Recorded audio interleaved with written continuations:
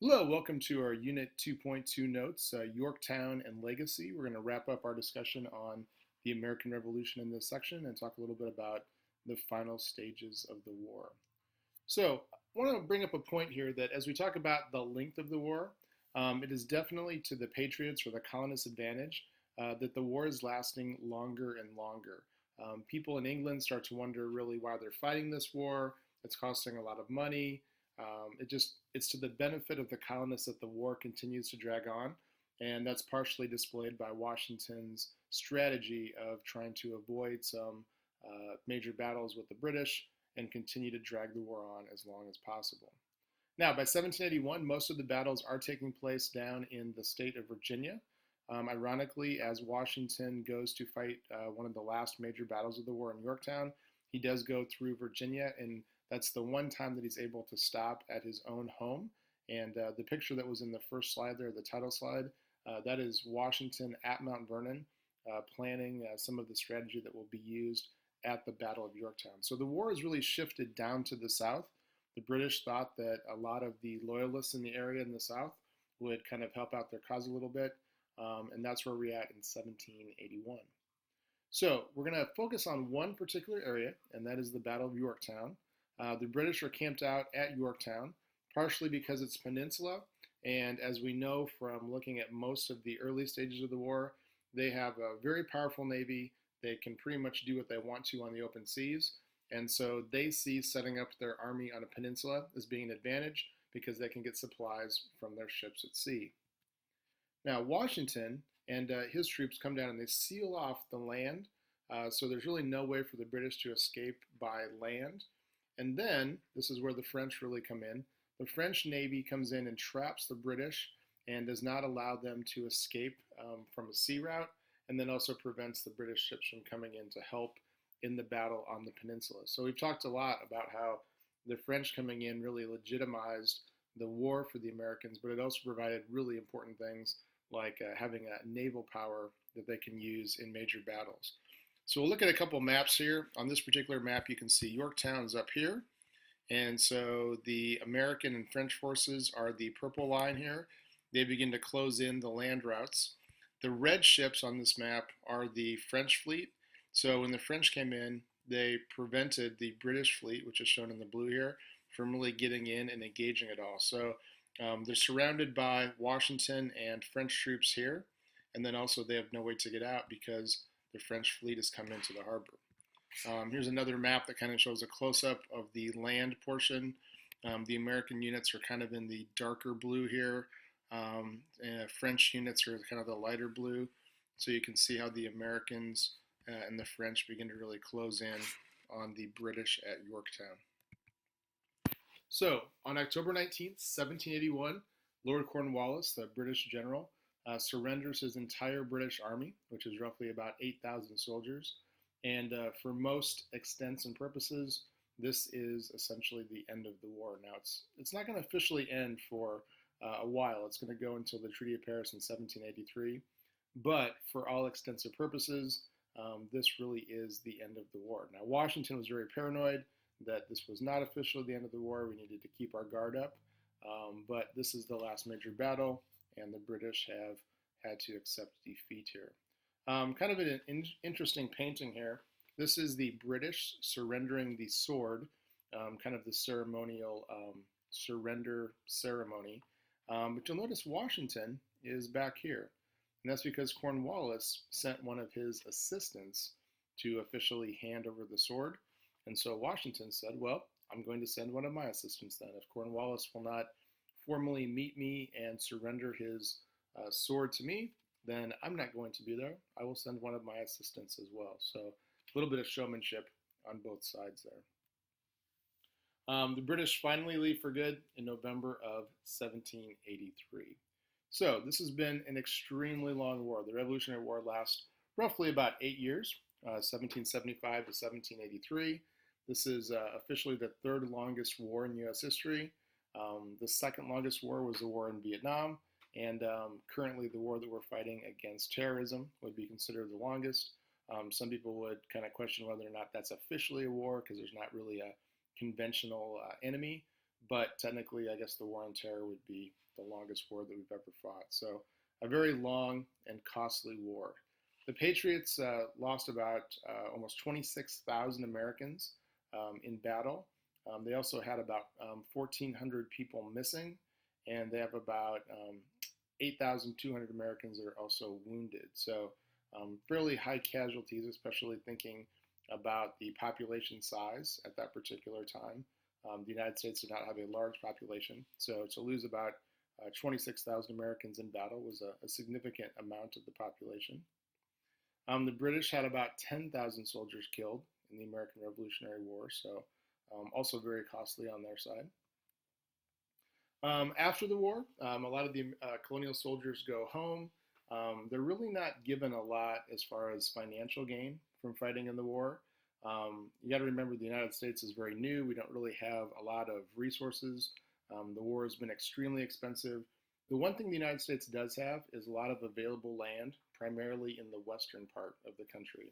So what happens is a lot of these soldiers were given land grants or basically pieces of paper that said that they owned land or could claim them for land in the West. What a lot of these people do is end up selling it because they don't really want to move out into the extreme western part of the country at this point. And unfortunately, when they sell it, a lot of times they get a very small fraction of the actual cost. So a lot of the colonial soldiers are not really reimbursed or paid very well for their service to the country. And we're going to see some disruption that takes place partially because of that in the years that follow the American Revolutionary War. But we're going to keep that for the next unit. Since Congress had to borrow a lot of money during the war, since again they weren't really bringing in any revenue, the United States owed about $27 million at the end of the American Revolutionary War. If you consider inflation today, that would be a little over $13 billion. So an extremely costly war for this brand new country that really, again, doesn't have a revenue stream. They don't really have any money coming in. They've had to borrow a lot of the money to fight the American Revolution. What about the Loyalists that lived in the United States? There was an estimated about 60,000 Loyalists, or possibly 100,000. It's kind of hard to tell exactly kind of what your definition of a Loyalist is. But a lot of these Loyalists either go back to England during the war, or they leave after the war. There also are some large parts of the population of Loyalists that go and move into Canada, which has retained a lot of the different aspects of British culture. So there are quite a few Loyalists that moved into Canada as well. So the official end of the war is the signing of the Treaty of Paris. This takes place in 1783. When you have a war, you always have kind of one formal document that kind of decides what happens to both sides in a lot of different aspects. This happens in 1783. We'll go over kind of the main parts of it. Number one, of course, the United States was an independent nation. So we are a sovereign nation, and we are officially the United States of America. Number two, it creates the boundaries for our new country. So our boundaries on the west are basically the Mississippi River. Canada is our boundary to the north. And then at this point, Florida is retained by the Spanish. So this is the size of the United States following the American Revolutionary War. So we've got the 13 colonies, and then we also have these territories, and then eventually these will be carved into states. But this is what the United States looks like as a result of the Treaty of Paris. A third aspect, and this is always kind of a little bit odd, but it's a very important industry at this point when you consider fishing. And so there was some question about whether or not the United States or the British would retain the rights to fish in certain areas of the Atlantic coast, right off of Canada's coast. And the United States is able to maintain their ability to fish in what's called the Grand Banks here. So that's an important enough consideration that it's put into the Treaty of Paris that ends the war. So it kind of tells you a little bit about how big and how important the fishing industry is at this point. Fourth aspect of the Treaty of Paris, each side is supposed to have all debts repaid. To, if you were somebody that had owed money to somebody in England and you were an American colonist, you were supposed to repay that money. Basically, they're saying just because the war has been won, that doesn't mean that you shouldn't have to pay back any money that might be owed on the other side. Now, in reality, some of these debts were not paid off. There are some provisions, we'll talk about one here in a second, where the Loyalists were supposed to get any land that had been taken away from them during the war. In reality, a lot of this land is not given back to the Loyalists. So there are some parts of this Treaty of Paris that are not really followed to the letter of the law. They also said, as a fifth provision, the British would return any enslaved persons that they had captured during the war. In reality, though, many slaves were not returned. The British, in many cases, said that they would take in any runaway slaves and then give them their freedom once the British won the war. But in reality, once the war is over, a lot of those slaves are sold, the British profit from it, and these people are not returned to their original owner, and they're not freed as well. And then number 6, Congress recommends that states return any property that they had taken from the Loyalists. So in some cases, a Loyalist might have left, fled to Canada, fled to England. The states then took over their territory or their property. The recommendation is that the states return this property. In some cases, the Loyalists don't even return, so it's pretty hard to return it to the Loyalists. Now, there are thousands and thousands of Native Americans that are largely ignored when these new boundaries are created. You have these European powers debating and talking about boundaries, but there's really little discussion about how this affects the Native Americans. As settlers continued to move west, more Native American land was taken from them, and we'll continue to talk about this as we get into more Western expansion.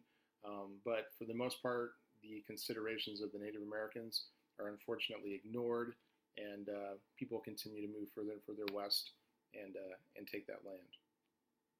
So the war is over. It's been an extremely difficult 8 years.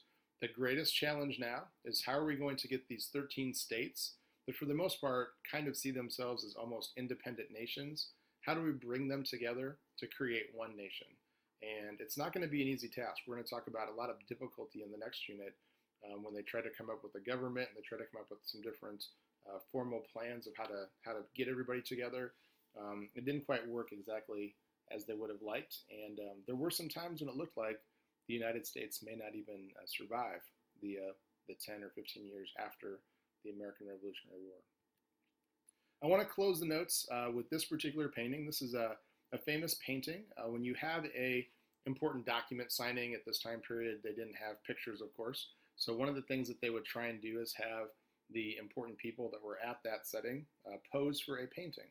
And you'll notice that this painting is not finished. You see, George Washington, and you see Ben Franklin, you see the American officials here, but you do not see the British. And ironically, the British officials declined to sit for this painting. And there's always been a lot of speculation. A couple of the British people said they didn't want to pose because they didn't feel like they were handsome enough or that they were too ugly to pose for the painting. But in reality, it most likely was just the British continuing to be stubborn and in some ways not really accepting the fact that the Americans had won the American Revolution. So this painting does hang in an official government building in Washington, D.C., unfinished.